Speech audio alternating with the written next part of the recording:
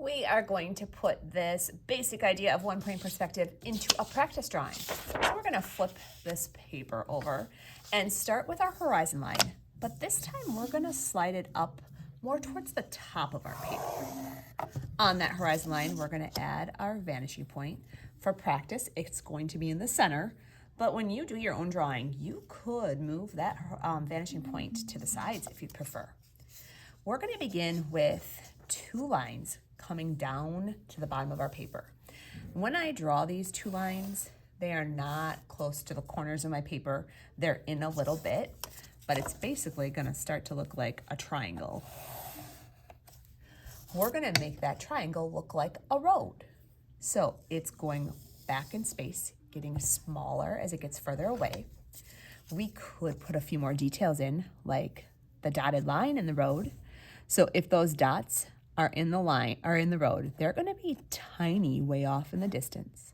And as they come down closer to us, they're going to be much larger and more spread out. Now you could get even more detailed and turn those lines into actual little rectangle boxes. That could be a choice in your drawing. So if you want to do that in our practice, you can. This bottom one would go right off the bottom of the paper.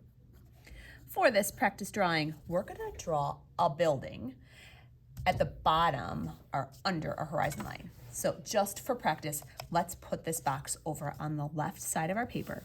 I'm moving it down away from the horizon line. You can make it a little bit bigger than we did on the other side if you'd want. I think mine is actually 3 inches tall and not quite 2 inches long, so it's a little bit more of a rectangle shape. As you're putting your rectangle on the bottom under your horizon line, thinking about things that are under a horizon line. Flip this over. Under our horizon line, we're going to see 3 sides of this building. So we know if we see 3 sides, we're going to connect 3 corners to the vanishing point. I'm using my ruler in all of this work. Our ruler is super important in making our artwork look realistic.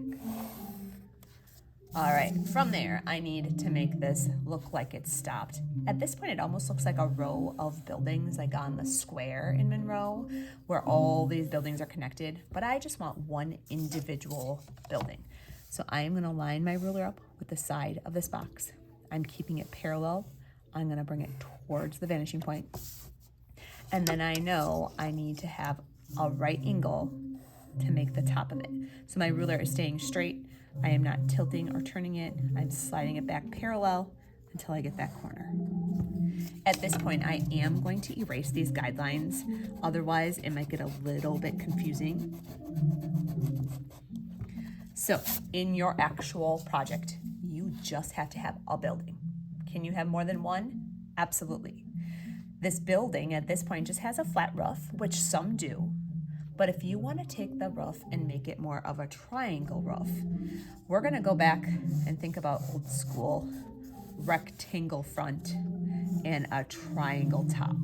So right now I'm just kind of sketching this in. I'm going to make these lines a little bit straighter now with my ruler.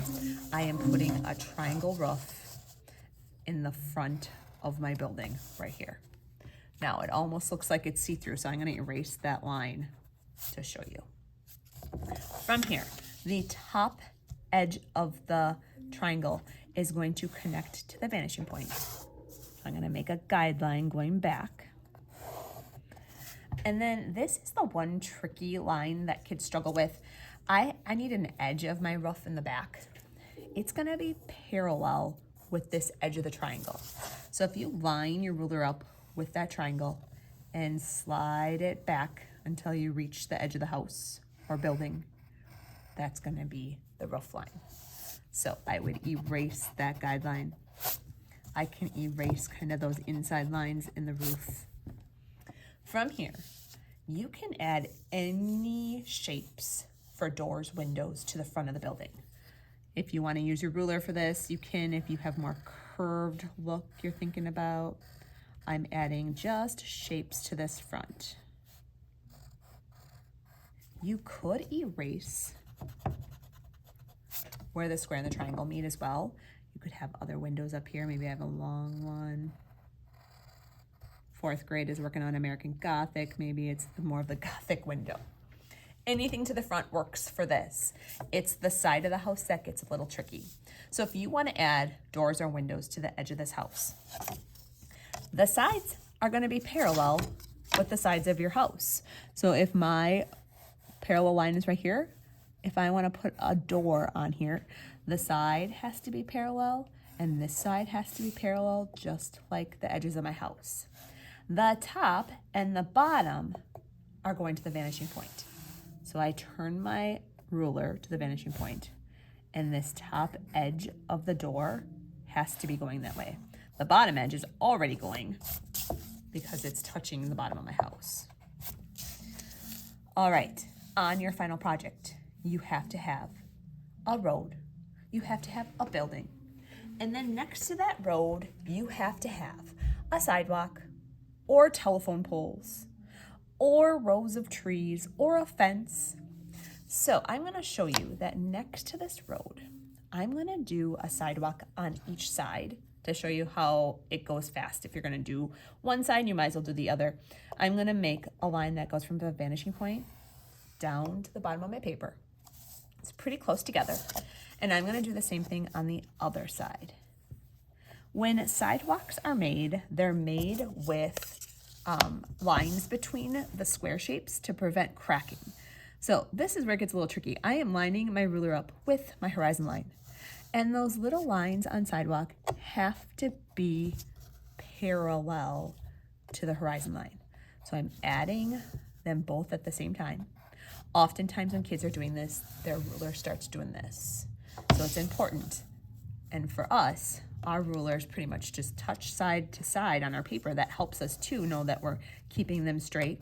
As they come down in space, they could get more spread out to really start to show that distance to the vanishing point.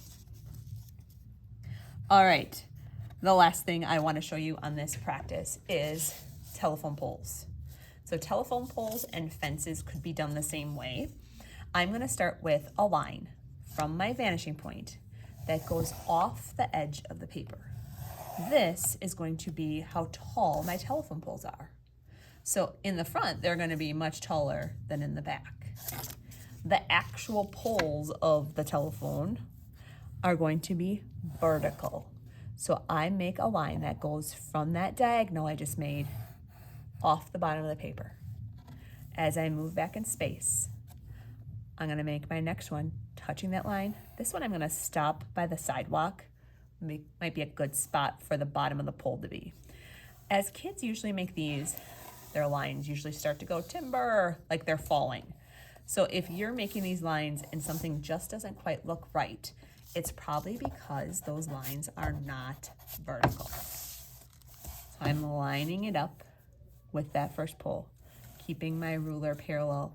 I'm going to add about 5 lines going back in space. Telephone poles kind of look like the letter T at the top. So I'm just going to cross them with a straight line. These are parallel to the horizon line. Notice how my ruler is with the horizon line. It's not angled. They really look like the letter T. Of course, you can take more time and make these more realistic.